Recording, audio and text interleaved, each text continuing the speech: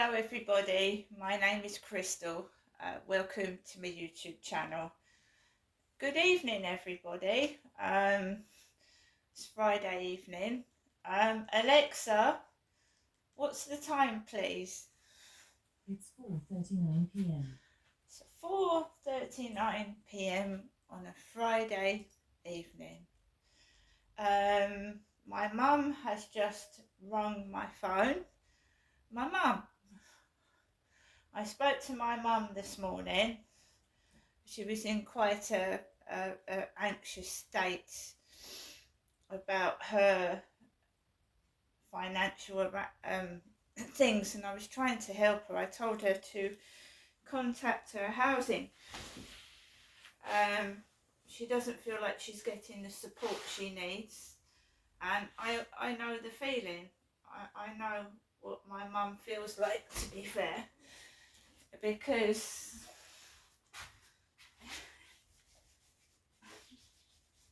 I have to fight when I need something done.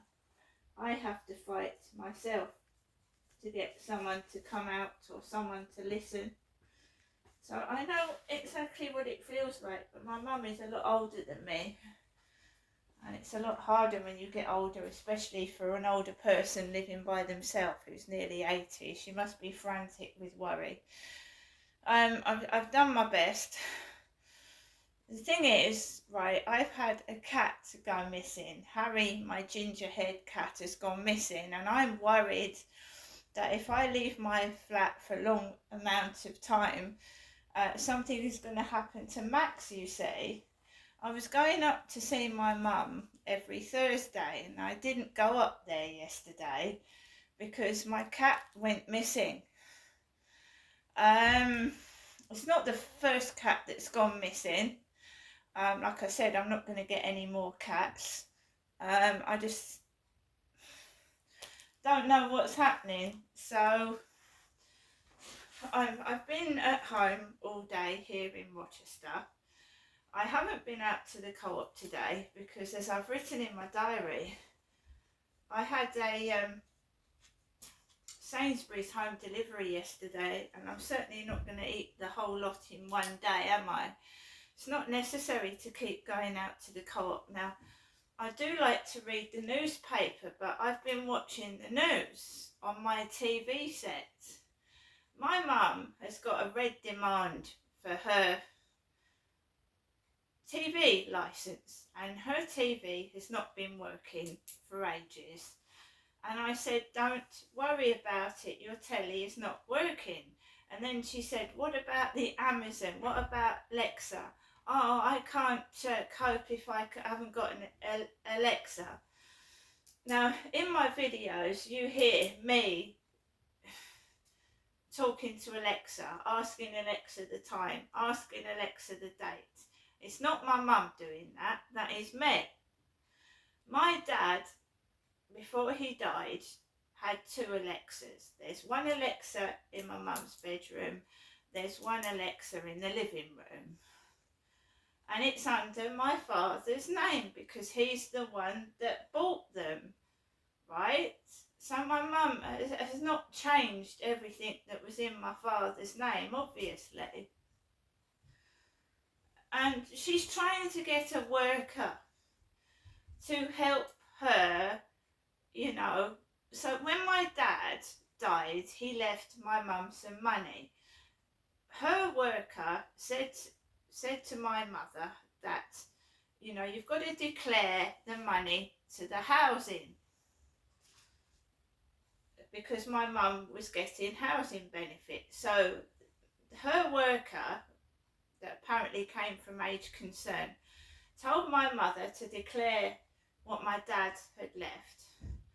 So the housing she has been paying the rent out of my father's money that he left. Now all that money has run out, right? And my mum wants to get her housing benefit back, if you know what I mean. And she's getting a hard time trying to do that. All she wants is a worker to get her housing benefit back. And my mum is saying that the worker that came round is shouting at her, shouting at my mum, who is nearly 80, shouting at my mother, and my mother is getting all like upset. So what I said to my mum is I said, get in touch with the housing, and her housing is Southern Housing, and I said, you know, every housing has help and support. Hyde Housing do. It's written in the communal building. If you are having financial difficulty, if you are having trouble with mental health, there is you can get hold of someone at Hyde Housing who can direct you in the right direction. Okay. Me, I'm fine at the moment. I mean, now I know I've seen downstairs there's a contact address to get hold of someone if you're having problems, so I can bear that in mind in the future for myself. But all my mum wants is someone to help her fill in some housing benefit forms, and you know, to be understanding that she's elderly and it's not happening, and she's getting really, really anxious and upset. And when my mum gets anxious and upset, she can appear aggressive. You've got to understand the elderly, understand people with mental health problems, which my mum has, and be patient. You don't shout at people, right? You don't shout and frighten them. There was a witness to the woman that was shouting at my mother. There was a witness, right? It's not on. So obviously I'm going to find out whether my mum has contacted the housing and whether she's had any help. But myself, I do everything myself. I just do. And if there's something wrong or I disagree with a bill, I get it sorted out as soon as I can. Because otherwise it just gets left and then you're in a state. So today I have been at home. I've just about an hour ago had some chili con carne, and I cooked that up. I heated it up in the oven. I cooked it myself. That's made me feel better. I'm on a lot of painkillers, and they, you know, sometimes they interact, and I can feel quite unwell myself. So 2 o'clock, I took Max out for a walk like I usually do, right? And I was, like I've said in previous videos, there's been a smell in the communal area, a really potent, perfumey smell, and I'm beginning to think it's fake pipes. Fake pipe smell. You don't have to smell it in a building. It gets all caught in your clothes and everything, doesn't it? Smoke. And it's been making me feel quite dizzy and unwell, mixed with my medication as well. There was a man. He had his finger on somebody's buzzer as I was coming out of the building. He had his finger on the buzzer and he looked down. He didn't look at me, and I just walked out of the building. And all I heard was, "It's Hyde Housing. I hear that you've got a leak." So someone in this building had a leak problem, and there was a housing worker at the main building, a chap with a waistcoat on. I walked out of the building, and I have been feeling giddy and dizzy. And I walked up the road, and I just walked onto the field, and I just, you know when you don't feel very well, and you just tell yourself, like, you know, just you'll get there. Because I walked Max, you see, and I keep telling myself to keep walking, hold your head up high, take no notice, and just carry on. And now we have builders working on something else. So it appears to me that the flats are almost finished, the over 55 flats, and now there's some more noise. And of course, when they start digging and vibrating the ground, all my pain comes back. So we have now got builders excavating the ground again, vibrating the ground, and it's, you know, I have nerve damage, and now it feels like my ankle is broken. I'm not joking. I'm trying to walk on my left foot now, and it hurts. If you go through my videos, there was a time when I couldn't walk on my left foot properly, and I had to go to the doctors. And the doctor was a female Asian doctor, and she massaged my foot, and she gave me I'll go through my emails. She gave me some advice on, if you sprain your ankle, and she also gave me some painkillers. So whenever there's really, really like builder's noise like that, it hits me hard. I've got nerve damage. So the builders up the top are making a racket again. They're digging up the ground. So this is never going to go away, is it? There's always going to be something. If that disappears, someone will start digging up the floor. It'll be the water, it'll be the gas. It'll be some kind of roadworks or something. This happened in Gloucestershire as well. I came home and someone had tarmacked the front doorstep. And the front doorstep was there, the path was there, and I had to wheel the pram through wet tarmac. I had to wheel my babies. It hadn't even dried, and no one told me they was going to tarmac the front doorstep. And I had to push the pram through wet tarmac. We also had waterworks right outside the door. There was a sign right outside my front door. Waterworks. So this just goes on and on and on and on, and it just never stops. This constant noise and pestering and harassment and blah-de-blah-de-blah drives you round the bend. So I went onto the fields, no trouble at all. There was a loose brown dog, but I just managed to get off. As that dog was coming onto the field, I was coming off, so that didn't matter. And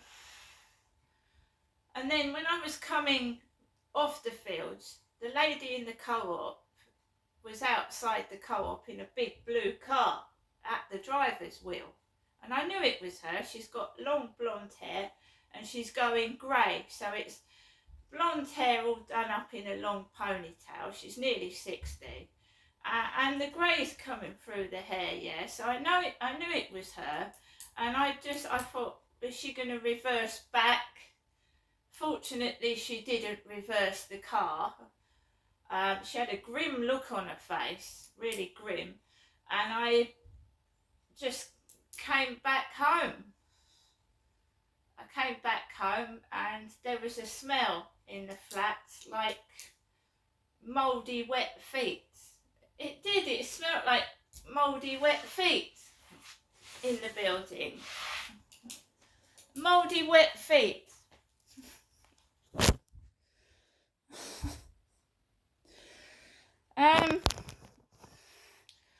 I came back into the flat. Basically I'm writing up my journal. Don't get me wrong, I don't do videos for views and likes. I do videos so that I hope some people get a bit of help. In some cases, if they're feeling down, they might have a bit of a smile on their face to some of it.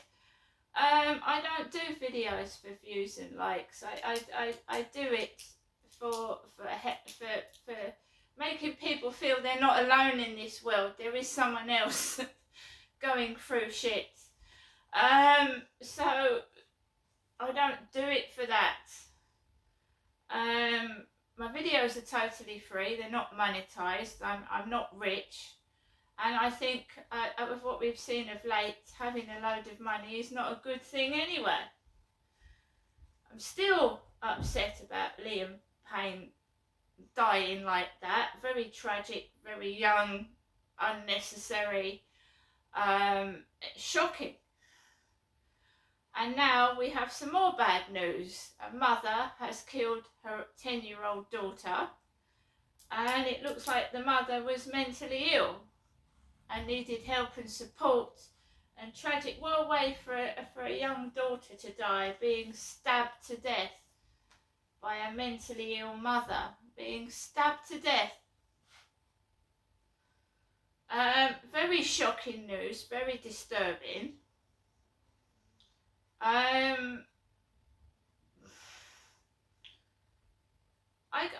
don't know what to think anymore.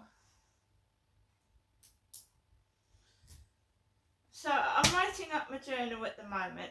I'm trying to cheer myself up because I do suffer from depression. My leg appears to have packed in at the bottom by the ankle, just after walking past horrendous drilling noise on the field. It doesn't make me angry, it hurts. So if anyone thinks there's going to be any like yelling and entertainment like that over the weekend, there isn't, because that does not annoy me, it hurts me. There's a difference between being angry and being in pain, hurting. So being angry is when someone's pissed you off, or you've got angry because something's gone wrong and you're yelling and you're shouting. Pain hurts, it hurts. Painful. You might feel like crying, you might feel upset. Sorry, that's next door's dog barking, and Max has gone to investigate.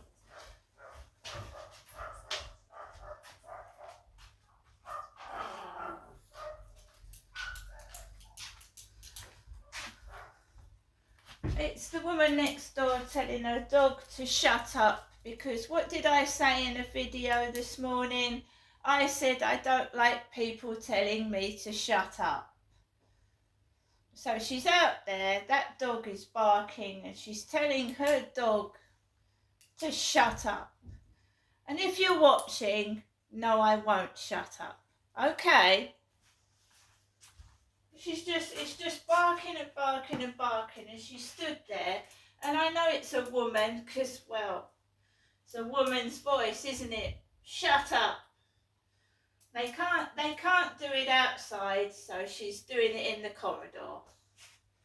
And it's not fuck off, and it's not move, it's shut up. So it keeps going on and on again, right? Shut up.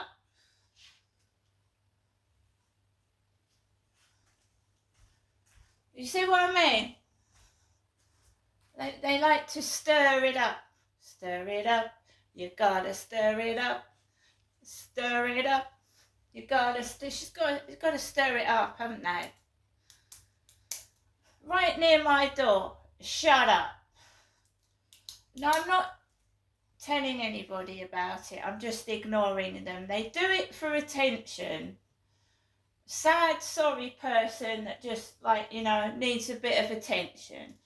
And I'm not going to get cross and angry, because you can see who the troublemaker is, and it's not me. Okay. Female, black hair, brown hair, whatever it is, dark hair, shut up. Right near my door. Sit, Max, have a bit of a scratch. Yeah. So, if it starts up again, I'm going to just ignore them, because it's just childish behaviour. It's attention seeking, a narcissist, you see. Narcissistic behaviour. Oh, there's been no reaction. Let's let the dog bark and let's start it up again. Well, start it up. See if I care. See you later.